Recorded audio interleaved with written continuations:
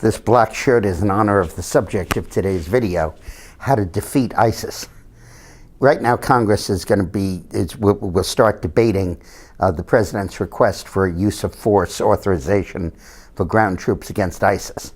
And the Republicans want an unlimited grant of authorization because they want to be able to really defeat ISIS.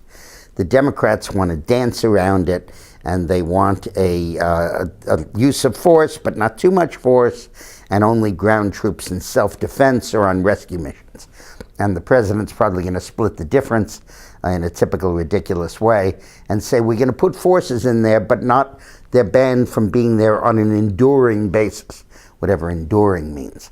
Now, Obama still doesn't get it after Afghanistan. You can't fight a war by announcing to your opponent that you're planning to leave. That is precisely what got us into trouble in Iraq in the first place, and it's exactly why we can't win in Afghanistan. But while all this debate is happening, there is a real way to destroy ISIS, and nobody is focusing on it. ISIS gets its revenue from oil, and it controls about 1 million barrels, about 100,000 barrels a day of oil from 13 to 20 oil wells in northern Iraq and Syria, which it controls. And that gives it, even at today's reduced prices, a very substantial flow of about $5 million a day of revenue. And over the course of a year, that becomes very significant. And it's a huge part of what sustains ISIS. Why don't we bomb the oil fields? Why don't we stop the revenue from flowing into ISIS?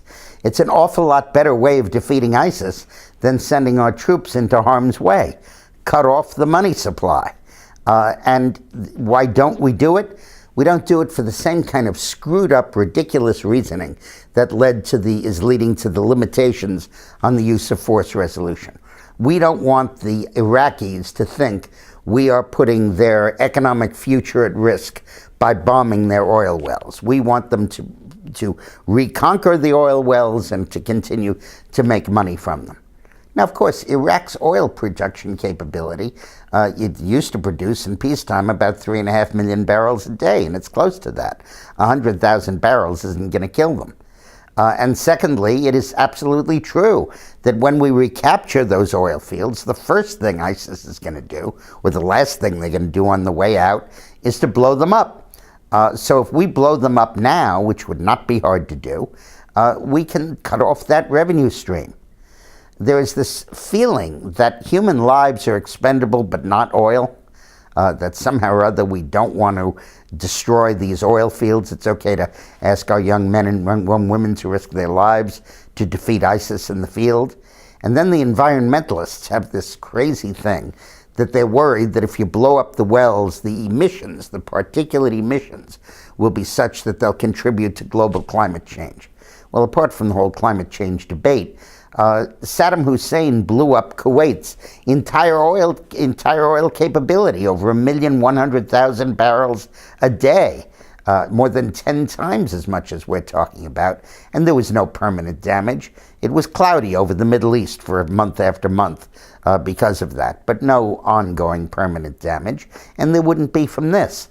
But because of the left wing's focus on not wanting to disturb the sensibilities of the Iraqi people and climate change, and the right wing's concern about don't destroy oil, a precious asset, we are letting ISIS call the shots, while all the time they rake in millions a day of revenue that we could interdict.